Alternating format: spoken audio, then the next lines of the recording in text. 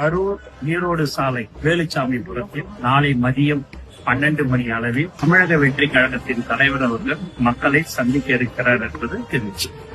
இவங்க எல்லாம் என்ன பண்ணிட்டாங்க, வீட்டு மேலே ஏற ரோட்டு மேலே ஏற இந்த இதுல ஏறிட்டாங்க. ஏறி என்ன ஆயிடுச்சு, அந்த இதில் தான் உடஞ்சி அந்த இடத்துல இதாகிருக்கு சேதாரம். ஏன்னா 7 மணிலேருந்து ஆடுறாங்க, சாயங்காலம் 7 மணி தண்ணி, ஒரு தண்ணி கூட கொடுக்கல யாருக்குமே. அவன் தண்ணியை போட்டுக்கிட்டு நம்ம அதிக்கலாங்க, வீட்டுக்குள்ளேயே வந்துட்டானுங்க. இங்கே பூட்டி வச்சதை கேட்டை தாண்டிட்டு வந்துட்டானுங்க. தண்ணிங்கிறானுங்க. அப்புறம் நாங்கள் பைப்பு நீக்கி விட்டோம் குடிங்க அப்படின்னு. இந்த மாதிரி இது பண்ணுறப்போ 9 மாதத்து குழந்தைங்க அந்த இடத்துல வச்சுருந்தாங்க. குழந்தையா நாங்கள்லாம் சத்தம் போட்ட இப்படி நிற்காத அப்படின்னு, உங்களுக்கு என்ன வேலையை பாருன்ட்டாங்க. அப்போ நம்ம என்ன சொல்ல முடியும், என்னம்மா பண்ணுங்க அப்படின்னு. இந்த என் மாதிரி பிள்ளைய கடைசி வரைக்கும் யாரும் ஐயோ நான் கெஞ்சினே, வண்டி ஏறுறது கூட கெஞ்சினேன், போவாதீங்க.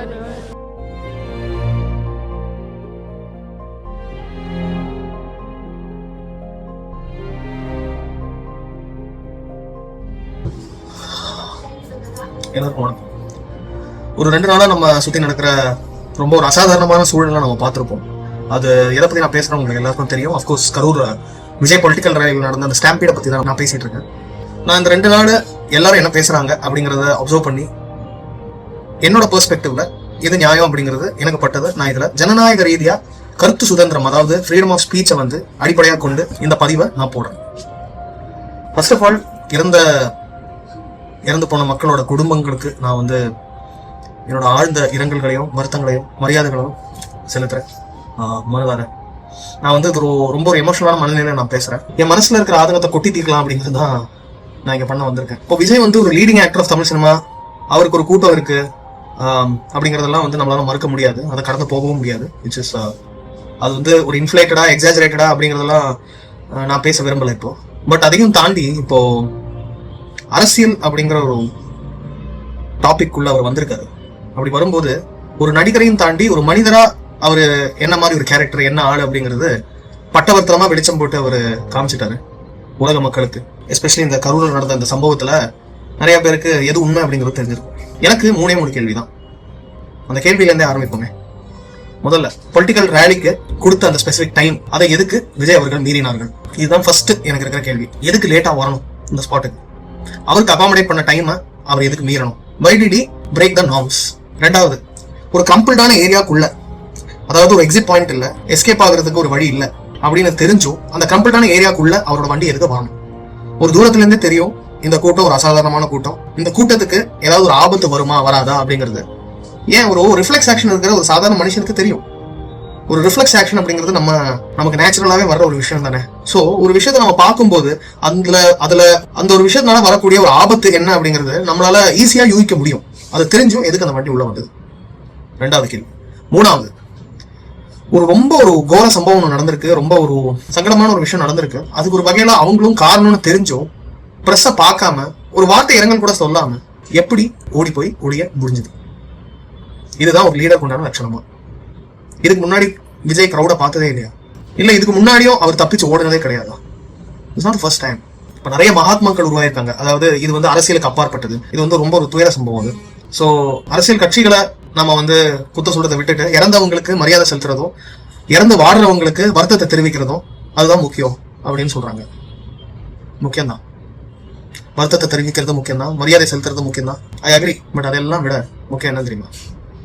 இது ஒரு மேனேஜ்மெண்ட் ஃபெயிலியர். அந்த மேனேஜ்மெண்ட் ஃபெயிலியருக்கு காரணமா இருக்கிற யாரா இருந்தாலும் அந்த கல்பிரிட்ஸை கால் அவுட் பண்றதும், பேர் சொல்லி கால் அவுட் பண்றதும், கண்டனத்தை தெரிவிக்கிறதும் ரொம்ப ரொம்ப முக்கியம். கும்பகோணத்துல நடந்த தீ விபத்து ஒரு மேனேஜ்மெண்ட் ஃபெயிலியர் தான். 3 காம்ப்ளெக்ஸ்ல இருக்கிற குழந்தைங்களை ஒரே காம்ப்ளெக்ஸ்குள்ள அடிச்சு எய்டடுக்கு அடியில கொண்டு வரணும் அப்படின்னு சொல்லி இன்ஸ்பெக்டிங் அத்தாரிட்டிஸை ஏமாத்தி டீச்சர்ஸ் ஸ்டூடெண்ட்ஸ் ரேஷியோ வந்து மேனிபுலேட் பண்ணி மேனேஜ்மெண்ட் தன்னோட சுயநலத்துக்காக மட்டும் பண்ண ஒரு செயல்னால 94 குழந்தைங்க, 94 குழந்தைங்க தீ விபத்துல பலியானாங்க. அவங்களுக்கு ஒரு எக்ஸிட் பாயிண்ட் இல்லாம. அதுக்கப்புறம் இந்த ஒரு ரேலி தான் வந்து ரொம்ப ஒரு துயரமான, ஒரு ரொம்ப மனசு பாரமாக்குற ஒரு அன்பார்ச்சுனேட் இன்சிடென்ட் அப்படிங்கிறது ஒரு கருத்து கணிப்பு சொல்லுது. What is the management failure lead to? Man made disaster. சுனாமில இறந்து போனாங்க, பூகம்பத்துல இறந்து போல, ஒரு கட்சியோட அலட்சியத்தினால இறந்து போயிருக்காங்க இத்தனை பேர். அதுல 9 குழந்தைங்கன்னு சொல்லப்படுது. விமன் 18 பேரு, மென் 13 பேருன்னு சொல்றாங்க. இதுல பல பேர் காயமும் அடைஞ்சிருக்காங்க, இன்னும் சிகிச்சையில இருக்காங்க. இப்போ கரூர் ஸ்டாம்பீடுக்கும் ஒரு கமிட்டி ஆஃபீஸ் போட்டு அதுல சில பேரோட தலைமையில இதோட இன்வெஸ்டிகேஷன் நடக்க போகுது அப்படிங்கறத நேற்று கவர்மெண்ட் சொல்லியிருக்கு. கவர்மெண்ட் இந்த பாவத்தை எப்படி கழுவ முடியும் அப்படின்னா, அந்த கமிட்டியில எடுக்கப்படுற முடிவுகள், அந்த இன்வெஸ்டிகேஷனோட கன்க்ளூஷன் என்ன அப்படிங்கறத டிரான்ஸ்பரண்டா மக்களுக்கு தெரியப்படுத்துறது தான். வேற ஒரு வழியே கிடையாது. மெயினான கல்பிரிட்ட என்ன பண்ணணும் தெரியுமா? ஜெயில எல்லாம் போட்டு மகாத்மா ஆக்கிறாதீங்க. குறைஞ்சது ஒரு 7 to 8 வருஷம், வருஷத்துக்கு ஒரு 70 to 80 தடவை வீட்டுக்கும் கோர்ட்டுக்கும் அலைய விட்டு அலக்கடிக்கணும். அரெஸ்ட் எல்லாம் பண்ணீங்கன்னு வச்சுக்கோங்களேன், இங்க ஒரு மடக்கூட்டம் இருக்கு, ஒரு தத்தி கூட்டம். அந்த கூட்டம் அந்த ஆளுக்கு மாலையை போட்டு மரியாதை பண்ணி ஒரு இடத்துல தூக்கி வச்சிருவாங்க. எதுக்காக இதெல்லாம் நடந்தது அப்படிங்கறது கூட கவலைப்படாம, யோசிக்காம. இன்னொரு பக்கம் டோன்ட் வர்ஷிப் ஸ்டார்ஸ். ரசிக வரியில தெரியாதீங்க. உண்மைதான், ரசிக வரியில யாருமே தெரியக்கூடாது. அதாவது நம்ம உடம்பை விட நம்ம குடும்பத்தை விட வேற யாரும் முக்கியம் இல்லை அப்படின்னு யோசிக்க சொல்றாங்க.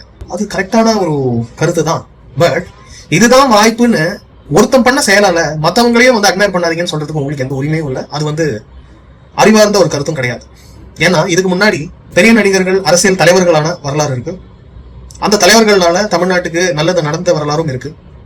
என்ன பொறுத்த வரைக்கும் with great power comes great responsibility அப்படின்னு நினைக்கிற ஒரு மனுஷனை நம்ம தாராளமா வணங்கலாம், அவங்களை ஆராதனை கூட பண்ணலாம். ஏன் இதுக்கு முன்னாடி எம்ஜிஆருக்கு வராத கூட்டமா, இல்ல தலைவர் ரஜினி சாருக்கு வராத கூட்டமா? இங்க என்ன நடக்கல தெரியுமா? முதல் முறையா என்ன நடந்திருக்கு தெரியுமா? ஒரு பொலிட்டிக்கல், ஒரு அரசியல் ரேலியில இத்தனை பேர் இறந்தது. அந்த ரெக்கார்டை கிரியேட் பண்ணதே வந்து நம்ம வெக்கம் கெட்ட கேடு கெட்ட டிவிக்கே தான். எல்லாரும் நல்ல நல்ல விஷயங்கள்லாம் வந்து ரெக்கார்ட் கிரியேட் பண்ணுவாங்க. அண்ணா என்ன பண்ணிருக்காரு பாத்தீங்கன்னா, அண்ட் இது முதல் தடவை இல்ல, விக்ரவாண்டி மாநாட்டிலையும் சரி, மதுரையில் நடந்த மாநாட்டிலையும் சரி, மக்கள் எப்படி நடத்தப்பட்டாங்க, அவரோட ரசிகர் கூட்டம் எப்படி நடத்தப்பட்டாங்க அப்படிங்கறத நம்ம எல்லாருமே பார்த்தோம். அதையும் தாண்டி அதுலயும் இறப்பு நிகழ்ந்திருக்கு. அதுக்கெல்லாம் ஒரு வார்த்தை கூட அவர் வருத்தம் தெரிவிச்சாரா அப்படிங்கிறது எனக்கு தெரியல. வருத்தம் தெரிவிச்சா போதுமா? அட்லீஸ்ட் ஒரு தடவை இப்படி நடந்துச்சு, இனிமே நடக்க கூடாது அப்படிங்கிற ஒரு நினைப்பு இருந்ததா? அதெல்லாம் கூட ஒரு அசம்பாவிதம் சொல்லலாம். அதாவது ஒரு தலைவரை பார்த்துட்டு போற வழியில இறந்து போறாங்க, இல்ல பாக்குற வழியில இறக்குறாங்க ஆக்சிடென்ட்ல அப்படின்னாலாச்சும் விஜய் டைரக்ட்லி ரெஸ்பான்சிபிள் இல்ல அப்படின்னு கூட சொல்லணும். ஏன்னா அவங்களும் அன்ரூலியா நடந்திருப்பாங்க, அவங்களோட இறப்புக்கு அவங்களோட இழப்புக்கு அவங்களும் ரெஸ்பான்சிபிளா இருந்திருப்பாங்க அப்படின்னு சொல்லலாம். ஆனா இது அந்த மாதிரி பார்க்கப்பட வேண்டிய விஷயம் கிடையாது. திஸ் இஸ் 100% ஒரு மேனேஜ்மெண்ட் ஃபெயிலியர். மாப் மென்டாலிட்டி ஒரு பக்கம் இருக்க, இது கண்டிப்பா ரிஸ்ட்ரைன் பண்ணிருக்கலாம், இது வந்து கண்டிப்பா ரிஃப்ரைன் பண்ணிருக்கலாம், இதை கண்டிப்பா ரெஸ்ட்ரிக்ட் பண்ணிருக்கலாம், கண்ட்ரோல் பண்ணிருக்கலாம். But failed. இப்போ இத்தனை பேர் கவனிச்சுட்டாங்களே, இது ஒரு பெரிய சம்பவம் ஆயிடுச்சு அப்படின்னு சொல்லி இறந்தவங்க குடும்பத்துக்கு தலா 20 லட்சமா, காயமடைஞ்சவங்களுக்கு 5 லட்சமா, இதெல்லாம் எப்ப தவிர்த்திருக்கலாம் தெரியுமா? லேட்டா கிளம்பி வந்தீங்கல்ல, அதுக்கு கொஞ்சம் சீக்கிரமா வந்திருந்தீங்கன்னா தவிர்த்துக்கலாம். எச்சரிக்கை கொடுத்தாங்கல்ல, அதை ஃபாலோ பண்ணி வேற ஒரு இடத்துல இந்த ஒரு கூட்டத்தை நீங்க ஆர்கனைஸ் பண்ணிருந்தீங்கன்னா தவிர்த்துக்கலாம். அட்லீஸ்ட் இதெல்லாம் தாண்டி, இதெல்லாம் முடிஞ்சதுக்கு அப்புறம் பிரஸ்ஸை பார்த்து ஒரு வருத்தத்தை தெரிவிச்சிருந்தா தவிர்த்திருக்கலாம். ஆனா அண்ணாக்கு அவ்வளோ யோசிக்கிற திறனோ மனசாட்சியும் இருக்குன்னு நினைக்கிறீங்க? அண்ணாக்கு அவரோட உடம்பும் அவரோட டோப்பாவும் தான் முக்கியம். அதை பாதுகாத்துக்கணும்.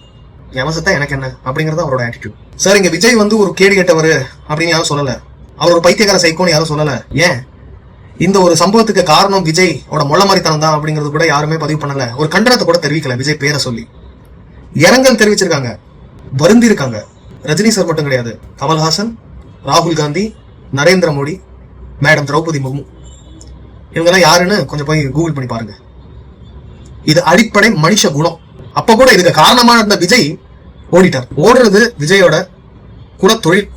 இதுக்கு முன்னாடி விழுப்புரம்லயும் இதே மாதிரி ஒரு ஸ்டாம்பீட் நடக்கிற டைம்ல செவரரி குச்சி ஓடுனது வந்து எல்லாருமே பார்த்தோம். இது விஜயோட ஒரு ஹேபிட். அவருக்கு தான் அந்த ஓடுகாலிங்கிற டைட்டில் நீங்க கொடுக்குறீங்கல்ல, அது பக்காவா ஃபிட் ஆகும். ரஜினியை தாண்டி இவங்களுக்கு வாழ்க்கையே கிடையாது.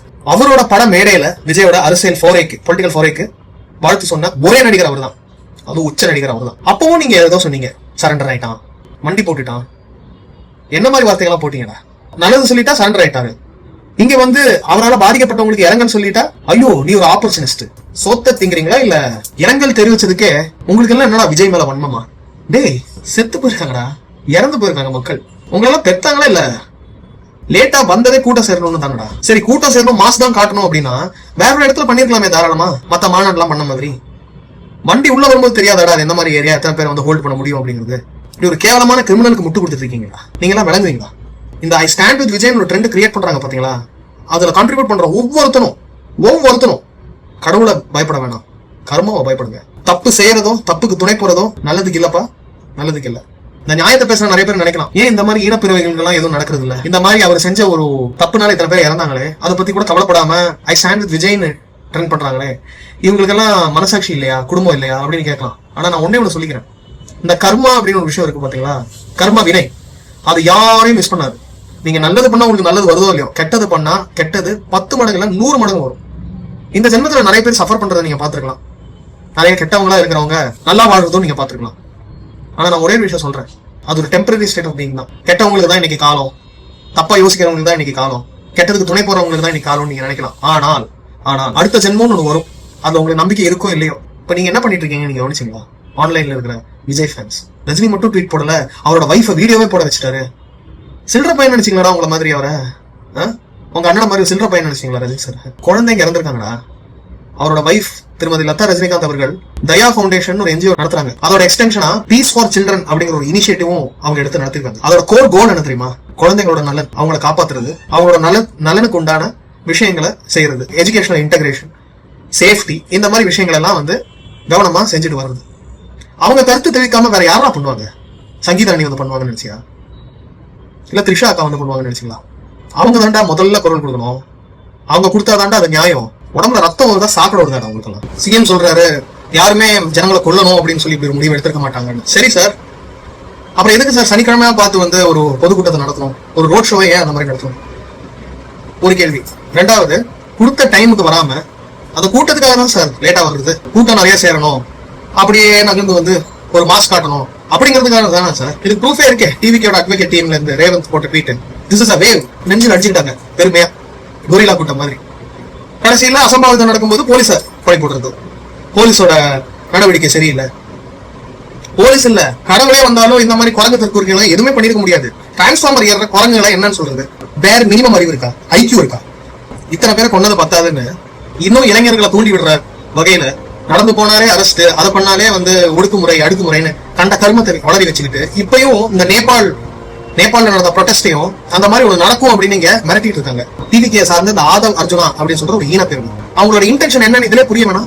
இப்ப வந்து கொட்டத்தனமா ஆஸ் யூஸ்வல் அவங்களுக்கே உரித்தான ஒரு பட்டத்தனமா அந்த ட்வீட்டை டிலீட் பண்ணிருக்கு. இது எல்லாமே மக்கள் கவனிச்சுட்டு இருக்காங்க.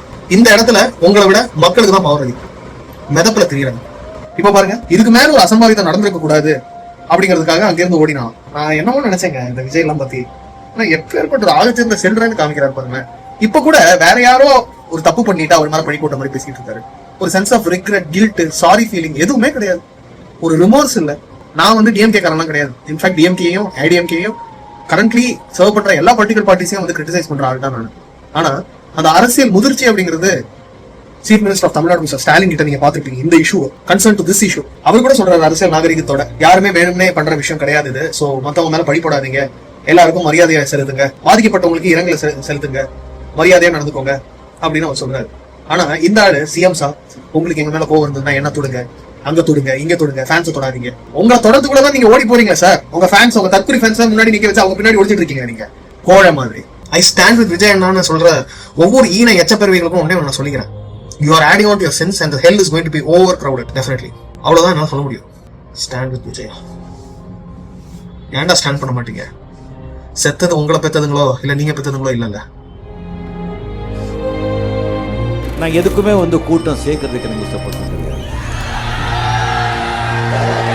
ஏன்னா அது வந்து எல்லாருக்குமே தெரியாத வந்து நான் ஷோ பண்ண வேண்டிய அவசியமே இல்லை.